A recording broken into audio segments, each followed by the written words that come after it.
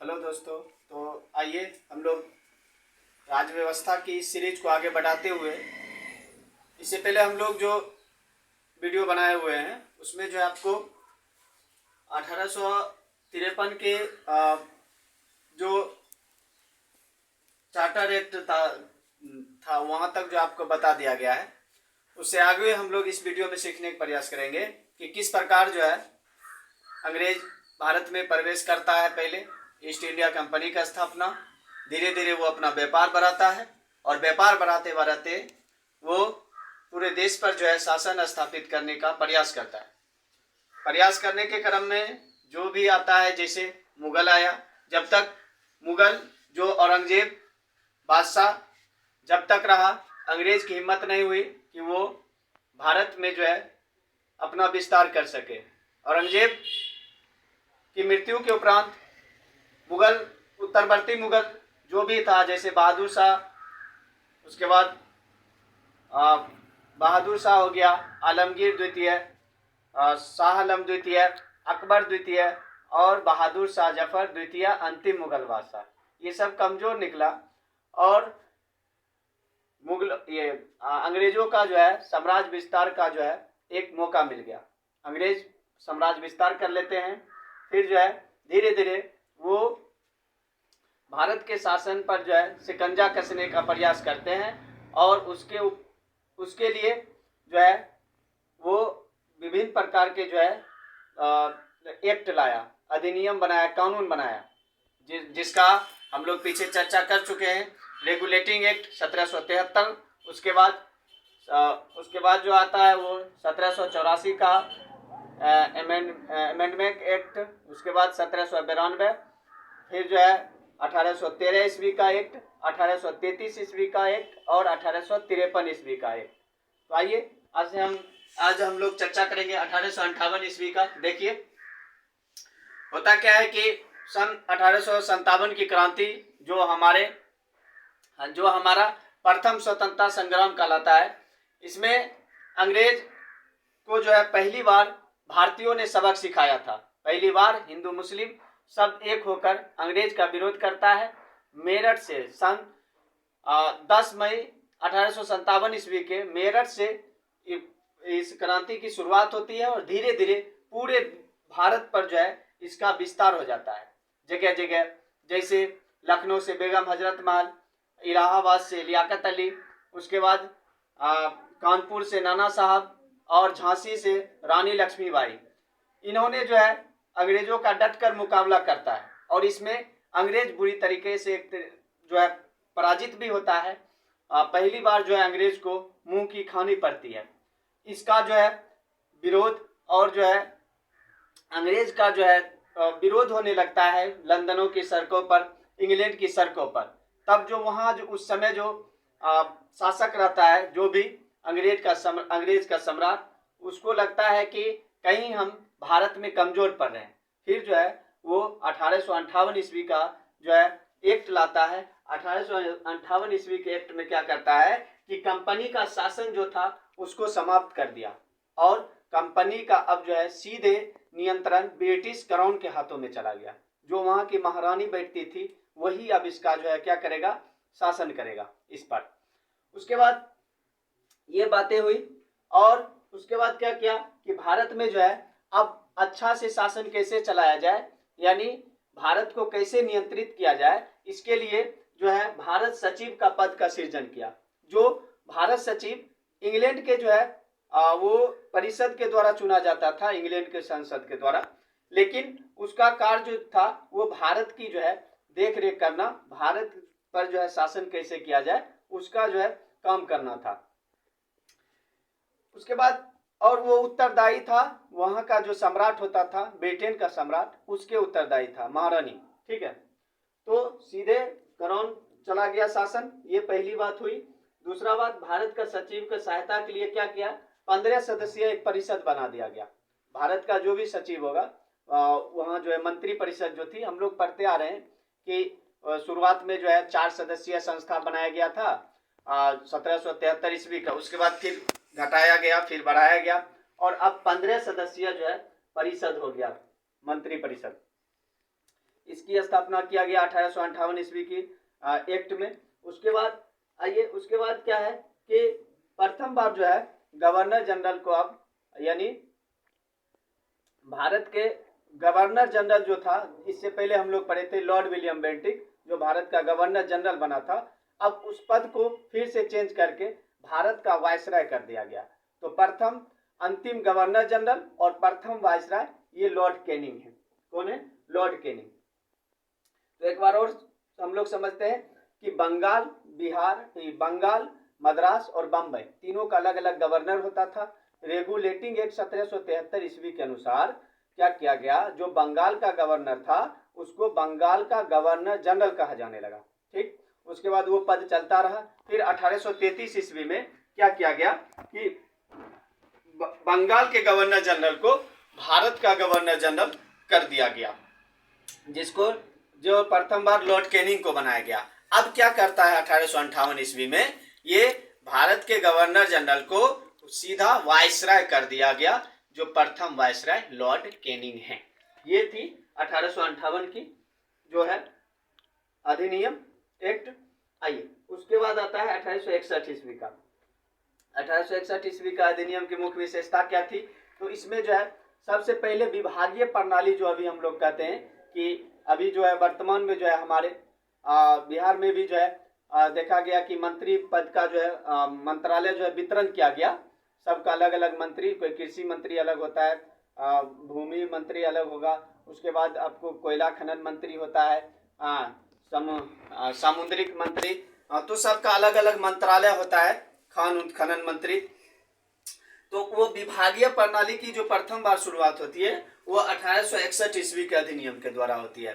1861 ईस्वी का अधिनियम। ठीक, उसके बाद एक और फिर विधि सदस्य की नियुक्ति किया गया।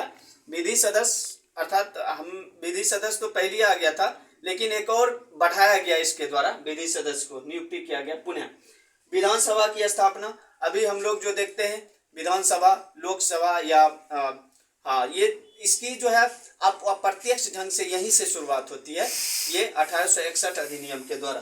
ठीक, उसके बाद क्या किया गया, इसमें अब तक जो है अध्यादेश जो है गवर्नर जारी नहीं कर सकता था। तो 1861 ईस्वी के द्वारा गवर्नर जनरल को यह अधिकार दिया गया कि वो अध्यादेश जारी करे, यानी किसी भी परिस्थिति में, यानी आपात स्थिति में वो अध्यादेश जारी कर सकता था। ठीक, तो ये था 1861 ईस्वी का अधिनियम। 1861 ईस्वी के अधिनियम की एक और खास विशेषता यह है कि पहली बार अब तक भारतीयों को शामिल नहीं किया गया था शासन व्यवस्था में। जो अंग्रेज का जो शासन व्यवस्था चल रहा था इसमें भारतीयों को शामिल नहीं करता था। पहली बार जो है भारतीयों को भी परिषद में जो है शामिल किया गया, जिसमें पटियाला के महाराजा है, उसके बाद बनारस के राजा और सर दिनकर राव, ये तीन गो व्यक्ति को जो है शासन व्यवस्था में यानी मंत्री परिषद में शामिल किया गया था। तो ये था 1861 ईस्वी का अधिनियम। अब उसके बाद आता है 1892 ईस्वी का अधिनियम। देखिए क्या है 1892 ईस्वी का अधिनियम क्या है कि इसमें जो है पहली बार जो है आपको निर्वाचन पद्धति, अप्रत्यक्ष निर्वाचन, यानी अप्रत्यक्ष निर्वाचन का प्रारंभ किया गया। पहली बार जो है निर्वाचन पद्धति की शुरुआत जो झलक देखा जाता है भारत में, वो 1892 अधिनियम से देखा जाता है। उसके बाद क्या किया गया कि उसके बाद केंद्रीय विधान परिषद में भारतीय सदस्य को बजट पर प्रश्न पूछने का, इससे पहले जो है कोई भी भारतीय सदस्य भले शामिल हो जाता था, ठीक, लेकिन वो क्या होता था कि सिर्फ शामिल है मंत्री परिषद में और कोई भी सवाल उवाल नहीं पूछ सकता है। लेकिन पहली बार 1892 के अधिनियम के द्वारा ये अधिकार दिया गया कि भारतीय लोग भी जो है अब जो है बजट पर भी बहस पूछ सकता है कि आप जो कंपनी चला रहे हैं यहाँ, इसमें जो है कहाँ से रुपया आता है, कहाँ जाता है, ये बजट पर जो है बहस कर सकता था 1892 के द्वारा। और इसकी खास बात क्या है 1892 का, तो ये दो बात याद रखना है कि निर्वाचन पद्धति की शुरुआत 1892 और बजट पर बहस करने की शुरुआत 1892। ठीक, तो आगे बढ़ते हैं बिना देर किए हुए और आइए तो 1919 का अधिनियम आता है। देखिए बहुत अच्छा, आइए देखा जाए 1919 का अधिनियम क्या है। तो 1919 का अधिनियम, इसको ये मार्ले मिंटो सुधार अधिनियम कहा जाता है। मार्ले अर्थात मार्ले जो था उस समय यहाँ का सचिव था और मिंटो वायसराय। ठीक, यानी अभी हमने इससे पहले हम लोग पढ़े थे कि 1858 ईस्वी में एक सचिव पद की नियुक्ति की गई। सचिव पद की नियुक्ति की गई, सचिव पद की नियुक्ति की गई। वो जो है वही जो है मार्ले जो है वही सचिव है अभी वर्तमान में 1919 में, 1909। और मिंटो क्या है, भारत का वायसराय। इसलिए दोनों को मिलाकर मार्ले मिंटो सुधार रखा गया। ठीक, अब इसकी खास बात क्या है, इसकी सबसे खास जरूरी बात क्या थी कि इसके द्वारा सांप्रदायिक निर्वाचन की शुरुआत किया गया। फूट डालो और शासन करो की नीति, यानी अंग्रेज भारतीयों में मुसलमान और हिंदू को लड़ाएगा और फिर जो है वो अपना शासन स्थापित करेगा। ये पहली बार 1919 में देखा गया। उससे पहले भी देखा जाता है। जैसे हम लोग आधुनिक भारत जब पढ़ेंगे हम लोग देखेंगे कि बंगाल को विभाजित कर दिया। क्यों किया? वही कारण था कि बंगाल में जो है हिंदू मुस्लिम सब एक होकर रहता था, उसको विभाजित कर दिया जाए ताकि वो सब आपस में झगड़े और हम अपना उल्लू सीधा करें। ये अंग्रेजों का जो है यहाँ भारत में पद्धति थी, फूट डालो और शासन करो। तो ये झलक डायरेक्ट देखने को मिलता है 1909 के अधिनियम में, मार्ले मिंटो सुधार। तो क्या करता है कि कहता है कि मुसलमान जो भी है उसका प्रतिनिधि अलग होगा और उसका जो है निर्वाचन अलग होगा। ये कर दिया 1909 मार्ले मिंटो सुधार। उसके बाद विधानमंडल के आकार में वृद्धि किया गया। विधानमंडल जो भी था, जो हम लोग पढ़ रहे थे कि कभी 15 सदस्यीय होगा, कभी 6 सदस्यीय हो जाता था, तो इसको जो है और बढ़ा दिया गया। ठीक, शक्ति में भी वृद्धि किया गया विधानमंडल की। उसके बाद पृथक निर्वाचन, ये तो बता ही दिया गया। और फिर भारतीय सदस्य को एक विधि सदस्य के रूप में जो है भारतीय सदस्य को इसके द्वारा जो है शामिल किया गया। तो ये था मार्ले मिंटो सुधार अधिनियम। हाँ, जिसको आइए सांप्रदायिक, इसका सबसे जो है मुख्य बातें जो है वो सांप्रदायिकता है। उसके बाद आता है 1919 अधिनियम, जिसको मॉन्टेस्क्यू चेम्सफोर्ड सुधार अधिनियम कहा जाता है। अब यहाँ पर भी वही बात आता है, मॉन्टेस्क्यू उस समय भारत सचिव था और चेम्सफोर्ड भारत का वायसराय था, तो इसलिए मॉन्टेस्क्यू सुधार अधिनियम इसको कहा जाता है। ठीक, अब इसमें क्या किया गया कि अब आइए, अब बात यहाँ पर क्या होती है, जो अभी हम लोग लोकसभा और राज्यसभा जो कहते हैं, दो सदन, इसकी स्थापना अगर कोई पूछे कि सर्वप्रथम कब किया गया, तो 1919 ईस्वी, 1919 ईस्वी, यानी केंद्र में द्विसदनीय व्यवस्था की स्थापना किया गया। केंद्र में द्विसदनीय व्यवस्था की स्थापना किया गया, और यानी लोकसभा और राज्यसभा। ठीक, ये था 1919 में। और जो है अब देखिए, अब उसमें उच्च सदन निम्न सदन, जैसे हम लोग अभी उच्च सदन राज्यसभा को कहते हैं, निम्न सदन लोकसभा को कहते हैं। तो उस समय जो उच्च सदन जो था उसमें जो है 60 संख्या थी। ठीक है, जिसमें 34 निर्वाचित होते थे। उसमें उस सदन में 60 संख्या होती थी और जिसमें 34 निर्वाचित होते थे। जबकि विधानसभा में 144 सदस्य होता था, जिसमें 104 जो है वो निर्वाचित होता था। इस प्रकार से याद रखिएगा, ये बातें थी। और कहते हैं, अब पूछिएगा कि सर निर्वाचित होता था तो फिर वो उधर जो बच गया पद वो कहाँ से, तो उसको मनोनीत किया जाता था। गवर्नर जनरल जो समय हुआ करते थे वो सदस्य को मनोनीत करते थे। ठीक, उसके बाद देखिए प्रांतों में द्वैध शासन। अब देखिए यहाँ पर दो बात आता है कि कहने का मतलब है कि द्वैध शासन और द्विसदन दोनों में बहुत जमीन आसमान का अंतर है। द्वैध शासन और द्विसदन, द्विसदन का मतलब होता है, अभी तुरंत आपको बताया गया, लोकसभा और राज्यसभा। और द्वैध शासन का मतलब होता है कि एक ही शासन व्यवस्था में दो तरीका का शासन चलने लगता है, उसको द्वैध शासन कहते हैं। जैसे कहने का मतलब है कि जैसे एक दो तरीका का शासन का मतलब होता है कि दो आदमी जो है उसमें शासन कानून बनाता है। जैसे अभी हमारे यहाँ जो है सूची को 3 भागों में बांटा गया, संघ सूची, राज्य सूची और संवर्ती सूची। अब संघ सूची पर जो है केंद्र सरकार जो है कानून बनाता है, और राज्य सूची पर जो है विधानसभा, जो राज्य का विधानसभा होता है वो कानून बनाता है। तो ये दो तरीका हो गया, इसको द्वैध शासन कहा जाता है। तो प्रांतों में द्वैध शासन प्रणाली था। प्रांतों का मतलब उस समय लगभग 11 प्रांत थे लगभग, तो उन सब में जो है द्वैध शासन प्रणाली अपनाया हुआ था। उसके बाद अब कहने का मतलब है कि प्रांतों में जो द्वैध शासन प्रणाली था वो उत्तरदायी नहीं था, यानी चलिए अच्छा आरक्षित विषय। अब इसमें द्वैध शासन प्रणाली में होता था आरक्षित विषय। आरक्षित विषय का मतलब होता था कि जो मेन विषय है जो देश के अंदर जैसे संघ सूची में रखा जाता है, जैसे रक्षा हो गया, बैंकिंग प्रणाली हो गया, ये सब आरक्षित विषय में रखा जाता था। हस्तांतरित प्रणाली में पुलिस वाला हो गया, भू राजस्व हो गया, ये सब रखा जाता था। तो इस प्रकार से याद रखिएगा। और जो आरक्षित विषय था वो उत्तरदायी नहीं था, यानी वो गवर्नर जनरल का जो मर्जी है वो करेगा, उस पर कानून बना सकता है, वो था आरक्षित विषय। जबकि हस्तांतरित विषय जो था उसमें मंत्री परिषद कानून बनाता था और वो उत्तरदायी होता था गवर्नर जनरल के। ठीक, इतना याद रखिएगा। ठीक, नेक्स्ट और देखिए 1919 बहुत इंपॉर्टेंट अधिनियम है, क्योंकि इस समय देश की राजनीतिक भी बहुत जो है एक तरीका समझिए गरमाया हुआ था, इसलिए कि इसी समय जो है जालियांवाला बाग हत्याकांड, उसके बाद देखिए जालियांवाला बाग हत्याकांड आता है, रोलेट एक्ट आता है, उसके बाद खिलाफत आंदोलन और सहयोग आंदोलन, ये सब जो है इसी समय आ रहा था। तो उधर जो है तो फिर क्या किया गया कि महिलाओं के वोट देने का भी अधिकार इसी अधिनियम से प्रथम बार भारत में महिलाओं को वोट देने का अधिकार अब तक नहीं था, 1919 ईस्वी में दिया गया महिलाओं को वोट देने का अधिकार। उसके बाद देखिए कि और क्या किया गया 1919 अधिनियम के द्वारा कि यूपीएससी जो अभी संघ लोक सेवा आयोग की परीक्षा जो देखते हैं, देश की सबसे बड़ी परीक्षा, भारत की सबसे बड़ी परीक्षा यूपीएससी की शुरुआत 1919 यानी अधिनियम में जो है लागू किया गया था। और इसमें जो है 1923-24 में एक आयोग आया गया, लीक आयोग, और लीक कमीशन के आधार पर जो है इसको जो है 1926 ईस्वी में एक यूपीएससी यानी संघ की स्थापना किया गया, संघ लोक सेवा आयोग की स्थापना। तो याद रखिएगा यूपीएससी की शुरुआत 1919 अधिनियम के द्वारा।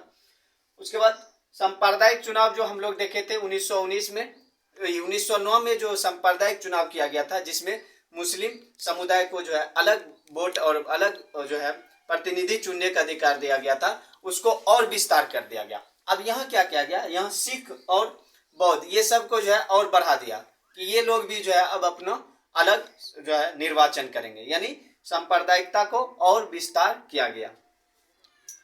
तो ये बातें थी 1919 की। हाँ 1919 में और कुछ चलिए तो 1919 का देख लीजिएगा कि इसमें जो है इसको मॉन्टेग्यू चेम्सफोर्ड सुधार अधिनियम कहा जाता है। उसके बाद केंद्र में द्वैध सदनीय व्यवस्था किया गया और प्रांतों में द्वैध शासन। उसके बाद प्रांतों में द्वैध शासन और द्वैध शासन के अंतर्गत जो है वो आरक्षित और हस्तांतरित विषय रखा गया। ठीक, उसके बाद महिलाओं को वोट देने का अधिकार इस अधिनियम के द्वारा किया गया और सांप्रदायिक चुनाव का और विस्तार कर दिया गया और यूपीएससी की स्थापना की गई। इतना याद रखिएगा। उसके बाद आता है 1935 की अधिनियम। 1935 के अधिनियम क्या था, तो 1935 का अधिनियम ये 1919 में जो अधिनियम आया था इसको समीक्षा करने के लिए बोला गया था 10 वर्षों पर। ठीक, लेकिन होता क्या है कि 10 वर्ष से पहले ही साइमन कमीशन की स्थापना होती है 1927 ईस्वी में और ये आ जाता है 1928 ईस्वी में साइमन कमीशन आता है। और क्या होता है कि इसका घोर विरोध होता है। अब होता क्यों है सर घोर विरोध, क्योंकि इसमें सभी सदस्य जो है वो अंग्रेज थे, गोरे थे, इसलिए इसका विरोध होता है। और फिर जो है साइमन कमीशन को बहिष्कार किया जाता है, जिसके विरोध में लाला लाजपत राय जो है लाठी चार्ज में जो है उसकी हत्या भी हो जाती है और वो शहीद भी हो जाते हैं। और तो इसके आधार पर यही साइमन कमीशन के आधार पर जो है ये 1935 का अधिनियम लाया जाता है। 1935 का अधिनियम के द्वारा जो है क्या किया गया था कि अब जो है इसके द्वारा अखिल भारतीय संघ की स्थापना किया गया। अखिल भारतीय संघ यानी एक जो है बोला गया कि अब जो है भारत को एक केंद्र यानी केंद्र बनाया जाए, यानी जो भी इसका जो है बिखरा हुआ राज्य है उसको एक जगह किया गया। इसके द्वारा 11 को जो है राज्य बनाया गया, प्रांत जिसको कहते थे उस समय, और 4 की चीफ कमिश्नर, और बाकी देशी रियासत को बोला गया कि आप आइए, ठीक है, आप फ्री हैं, आप आइए तो भी सही और नहीं आइएगा तो भी आपको जो है फ्री है। तो देशी रियासत इसमें शामिल नहीं हुआ और अखिल भारतीय संघ का निर्माण किया गया 1935 का अधिनियम। और 1935 का अधिनियम की जो है बहुत विशेषता है, इसलिए कि 1935 अधिनियम भारतीय जो संविधान का जो निर्माण होगा उसका आधार है। बहुत सारे जो है एक्ट जो है, आप जो अनुच्छेद जो है डायरेक्ट 1935 से उठाकर रख दिया गया है भारतीय संविधान में, 1935 अधिनियम। तो इस प्रकार से 1935 अधिनियम में जो है 321 अनुच्छेद था और 10 अनुसूचियां थी, याद रखिएगा। उसके बाद क्या किया गया, इस अधिनियम के द्वारा प्रांतों में जो द्वैध शासन था, प्रांतों में जो द्वैध शासन था उसको केंद्र स्तर पर ले आया गया। प्रांतों में जो द्वैध शासन था, याद रखिएगा, द्विसदन तो रहबे करेगा। प्रांतों में जो द्वैध शासन जो था 1919 में, उसको केंद्र स्तर पर लागू किया गया और प्रांतीय स्वायत्तता कर दिया गया। प्रांतीय स्वायत्तता क्या होता है सर? ये जो है प्रांतीय स्वायत्तता का अर्थ होता है कि प्रांतों को छूट दे दी गई, आप अपना हिसाब से जो है शासन व्यवस्था लागू करिए और जो है आप फ्री रहिए केंद्र से। ये इसको प्रांतीय स्वायत्तता कहा जाता है। ये बार बार पूछता है क्वेश्चन कि निम्नलिखित में से किस अधिनियम की विशेषता प्रांतीय स्वायत्तता थी? तो 1935 अधिनियम। तो इस प्रकार से 1935 अधिनियम की विशेषता है कि केंद्र में द्वैध शासन, प्रांतीय स्वायत्तता। उसके बाद और देखिए, और इसके बाद जो है क्या होगा, ये बर्मा को जो है भारत से अलग कर दिया गया 1935 अधिनियम के द्वारा। फिर जो है आप देखते हैं कि आरबीआई जो हमारा केंद्रीय बैंक है उसकी स्थापना किया गया 1935 अधिनियम के द्वारा। ये सब बातें आपको याद रखना है। तो दोस्तों आज के लिए इतना ही, फिर मिलते हैं आगे। आइए कमेंट कीजिए, अच्छा कमेंट कीजिए, सुझाव दीजिए। इतना ही, जय हिंद।